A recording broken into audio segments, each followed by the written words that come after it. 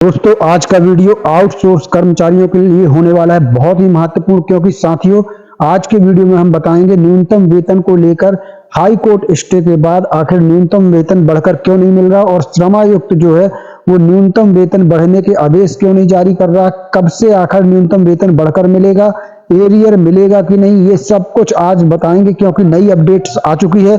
यहाँ तक कि साथियों जो हमारे श्रम आयुक्त हैं, जी हाँ, जो हमारे श्रम आयुक्त रजनी सिंह हैं, उनका भी बयान सामने आ चुका है इस मामले में।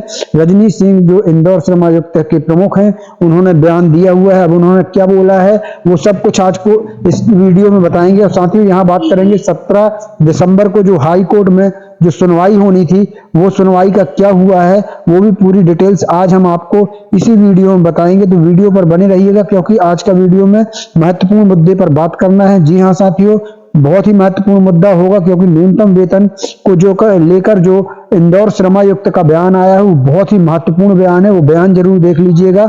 उन्होंने स्पष्ट बताया हुआ है कि कब से न्यूनतम वेतन वो देने जा रहे हैं और क्या कुछ कहा है, पूरी जानकारी आपको हम डिटेल से बताएंगे। तो वीडियो पर बने रहिएगा। चलिए शुरू करते हैं। वीडियो को शुरू करने से पहले साथियों एक रिक्वेस्ट है, वीडियो को लाइक ज्यादा से ज्यादा शेयर कर दीजिए ताकि हर आउटसोर्स कर्मचारी भाई तक ये जानकारी जो है पहुंच सके। तो शेयर जरूर करिएगा दोस्तों अगर आपने अभी तक इस चैनल को सब्सक्राइब नहीं किया तो चैनल को कर लीजिए सब्सक्राइब ताकि हर आउटसोर्स कर्मचारी से संबंधित नई वीडियो सबसे पहले आपको मिल सके। दोस्तों अगर आप ये वीडियो फेसबुक पेज पर देख रहे हैं तो पेज को फॉलो करना मत भूलिएगा क्योंकि यहाँ पर हर रोज 3-4 वीडियो आउटसोर्स कर्मचारियों से संबंधित आते हैं। तो इस पेज को जरूर फॉलो कर लीजिएगा। चलिए साथियों शुरू करते हैं वीडियो को। आउटसोर्स कर्मियों ने विरोध प्रदर्शन कर संकल्प पत्र का वादा जल्द पूरा करने सरकार को दिलाया याद। 35 लाख को मिनिमम वेज और 5.5 लाख को दायरे में आने का इंतजार। अब यहाँ इस खबर को हम पढ़ लेते हैं साथियों कि क्या आखिर ये खबर आई हुई है। तो यहाँ पर लिखा है राजधानी समेत प्रदेश भर के करीब 35 लाख श्रमिकों को न्यूनतम मजदूरी की दरकार है, वहीं 5.5 लाख श्रमिक इसके दायरे में आने के लिए इंतजार कर रहे हैं।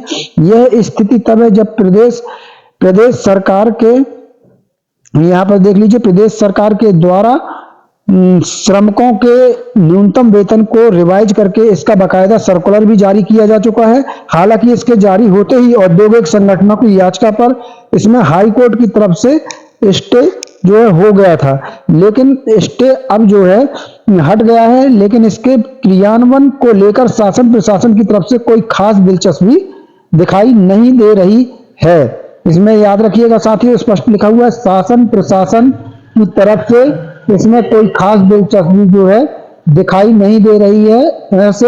ऐसे में बिना प्रशासनिक दखल के इसका क्रियान्वयन काफी मुश्किल है क्योंकि औद्योगिक संगठनों के साथ साथ शासकीय निजी एजेंसियां भी इससे किनारा कर रही हैं।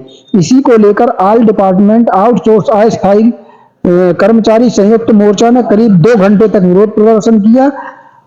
राज्य सरकार के द्वारा विधानसभा चुनाव के दौरान जारी किए गए संकल्प पत्र की गारंटी की याद दिलाई और जल्द पूरा करने की मांग की। अगुवाई दीपक सिंह और अनिल वाजपेयी ने की है।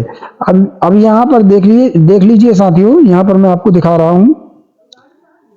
यहाँ पर जो सबसे पहले ऊपर हम एक और यहाँ पर पत्रकार में छापा हुआ है तो इसको देख लीजिए आप। यहाँ पर जो लिखा हुआ है ये जो आप देख पा रहे हैं, जो न्यूनतम वेतन के दायरे में आते हैं निजी क्षेत्र में, जिनमें कारखानों के ठेका मजदूर, पेट्रोल पंप, शॉपिंग मॉल, दुकानों, शोरूमों आदि के 30 लाख से कामगार शामिल हैं। वहीं सरकारी क्षेत्र के कर्मचारी, आउटसोर्स अस्थायी दैनिक वेतनभोगी कर्मचारियों की संख्या 5 लाख के आसपास है। अब साथियों यहाँ पर देखिए, सबसे पहले हम आपको यहाँ पर निजी शासकीय एजेंसियां कर रही टाल मटोल, ये मुख्य बात है। यहाँ पर हम आपको इसको दिखाने का काम करेंगे। तो यहाँ पर देख लीजिए, प्रदेश अध्यक्ष वासुदेव शर्मा ने बताया कि श्रमिकों को न्यूनतम मजदूरी का लाभ नहीं मिल रहा है, इसलिए हम सब संगठित होकर राज्य सरकार से इसे दिलाए जाने की मांग करते हैं। हाथों में वादा निभाओ के फ्लैक्स लेकर जो है इसमें नारेबाजी, यहाँ पर देखिएगा साथियों क्या है, पेपर कटिंग 2-3 कटिंग में है। तो यहाँ पर देख लीजिए, फ्लैक्स लेकर नारेबाजी करते हुए अपनी मांगों की ओर सरकार का ध्यान खींचा। और यहाँ साथ ही सैड मैप में चल रही कमीशन खोरी की कमीशन खोरी को बंद कराकर उसकी जांच कराने की मांग की। बताया कि सैडमैप आउटसोर्स कर्मचारियों का पीएफ तक जमा नहीं कर रही है। सैडमैप के अधिकारी अपने चहेतों को आउटसोर्स कर्मचारियों का पीएफ तक जमा नहीं कर रही है। सैडमैप के अधिकारी अपने चहेतों को आउटसोर्स कर्मचारी सप्लाई करने का ठेका दे रहे हैं, जो वेतन तक समय पे नहीं दे पा रहे हैं। तो यहाँ पर सैडमैप को लेकर बहुत बड़ी शिकायत ऑल डिपार्टमेंट आउटसोर्स कर्मचारी संगठन की है। अब यहाँ पर आप देख लीजिए, श्रमिकों के समर्थन में सदन में लगे हैं 50 सवाल। तो पहली बार आउटसोर्स अस्थायी कर्मचारियों के बारे में 50 से अधिक प्रश्न विधानसभा में लगे हैं। कांग्रेस और भाजपा के विधायकों ने यह प्रश्न लगाए हैं, जो यह बताता है कि प्रदेश के विधायक भी नौकरियां में लागू आउटसोर्स अस्थायी प्रथा के खिलाफ है और सरकार से इसे समाप्त कर कार्यरत कर्मचारियों को नियमित करने की मांग कर रहे हैं। इसलिए अब भाजपा सरकार को अपने संकल्प पत्र का वादा पूरा कर लाखों आउटसोर्स अस्थायी कर्मचारियों के साथ न्याय करना चाहिए। अब साथियों बारी आती है, आपको बता दें कि यहाँ पर एक चीज और देख लीजिएगा आप, यहाँ पर जो लिखा हुआ है कि जो न्यूनतम वेतन के दायरे के बाहर हैं। जी हाँ साथियों, कर्मचारी तो हैं लेकिन न्यूनतम वेतन के दायरे के बाहर हैं। तो कौन कौन है न्यूनतम वेतन के दायरे के बाहर, वो देख लीजिए। चौकीदार, भ्रष्ट पंप ऑपरेटर, सफाई कर्मी 90,000 कर्मचारियों को 3,000 और छात्रावासों के 60,000 को 5,000 वेतन मिलता है। रसोईया कार्यकर्ता को 2.5 लाख, आशा कार्यकर्ता को 1.5 लाख, योग प्रशिक्षक 5,000 को न्यूनतम वेतन का नहीं मिल रहा है। मतलब साथियों 2.5 लाख आशा, 2.5 लाख रसोईया को न्यूनतम वेतन नहीं मिल रहा है, 1.5 लाख आशा योग कार्यकर्ता को नहीं मिल रहा है और 5,000 योग प्रशिक्षकों को वेतन नहीं मिल रहा है। अब यहाँ पर सबसे मुख्य बात है साथियों, आप देख लीजिए यहाँ पर जो श्रमायुक्त का बयान आया है वो क्या आया हुआ है, तो वो देख लीजिए। यहाँ पर वो क्या कह रहे हैं पूर्व से लागू आदेश पर हाईकोर्ट की रोक थी जो अब हट गई है, लेकिन लिखित आदेश नहीं मिले हैं, जिससे प्रभावी तरीके को लेकर डाउट्स हैं, डाउट्स हैं, मिलते ही इसे सख्ती से लागू कराया जाएगा।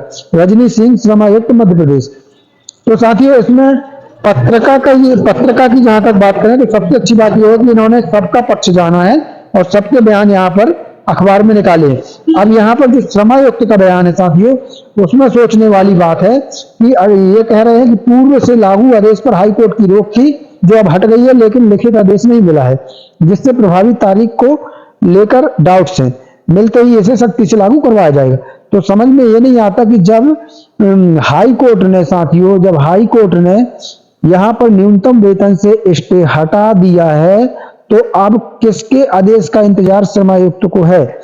क्या सरकार के आदेश का है? क्या सरकार आदेश देने वाली है? सरकार के आदेश के बाद क्या ये लोग जो है न्यूनतम वेतन आउटसोर्स कर्मचारी हो या दैनिक वेतन भोगी हो या पंचायत चौकीदार हो या फिर अंशकालीन कर्मचारी हो, उनको क्या सरकार के आदेश के बाद न्यूनतम वेतन दिलाएंगे? क्योंकि श्रमायुक्त के बयान से तो यही जाहिर हो रहा है कि इनको अभी सरकार के आदेश का इंतजार है, और अगर सरकार के आदेश का इंतजार है तो सरकार ने अभी तक क्यों आदेश नहीं दिया है, ये समस्या बाहर है। यानी गेंद अब क्या सरकार के पाले में है। तो साथियों यहाँ पर अभी तक यही समझ में आ रहा है कि लगता है श्रमायुक्त जो है सरकार के आदेश का जो है इंतजार कर रहा है। और यहाँ पर देखिए प्रभावित तारीख को लेकर डाउट्स हैं, श्रमायुक्त का कहना है। तो यानी कि इनको तारीख का कि आखिर वेतन कब से देना है, 1 अप्रैल 2024 से देना है या फिर जनवरी 2025 से देना है। क्योंकि साथियों आप जानते हैं कि 3 दिसंबर को हाई कोर्ट ने न्यूनतम वेतन से स्टे हटाया था, तो ये दिसंबर चल रहा है, तो अगर अगर अगले महीने से देना है तो फिर जनवरी से देना होगा।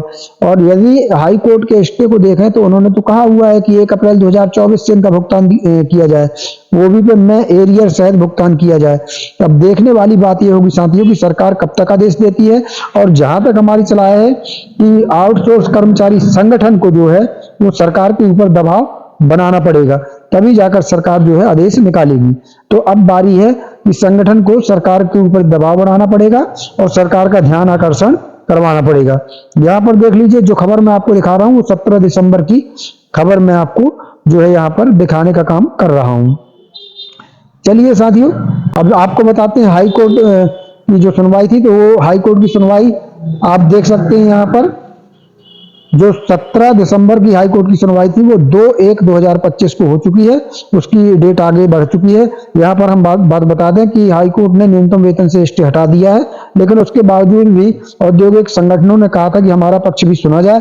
तो हाई कोर्ट ने कहा था कि ठीक है, आप 17 दिसंबर को आइए, हम आपका पक्ष सुनेंगे, लेकिन हम वर्तमान में न्यूनतम वेतन से स्टे हटा रहे हैं, वो स्टे नहीं रुकने वाला है। तो सुनवाई ये थी कि उनका पक्ष हाई कोर्ट जो है 17 दिसंबर को सुनने वाला था, लेकिन उसको आगे बढ़ा दिया गया है। अब नई तारीख दे दी गई है 2/1/2025। यहाँ पर आप देख सकते हैं, यहाँ पर मैं आपको दिखाने का काम कर रहा हूँ।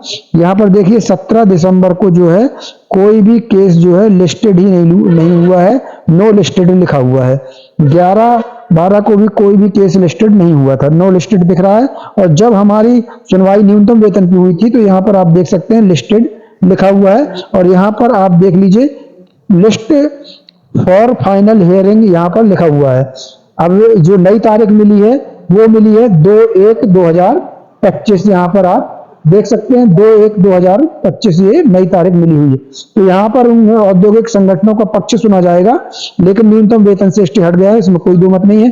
तो चलिए साथियों, अब 2/1/2025 को अगली सुनवाई है हाई कोर्ट में, तो किसी के भ्रम में मत रहिएगा, उसकी डेट आगे बढ़ गई है।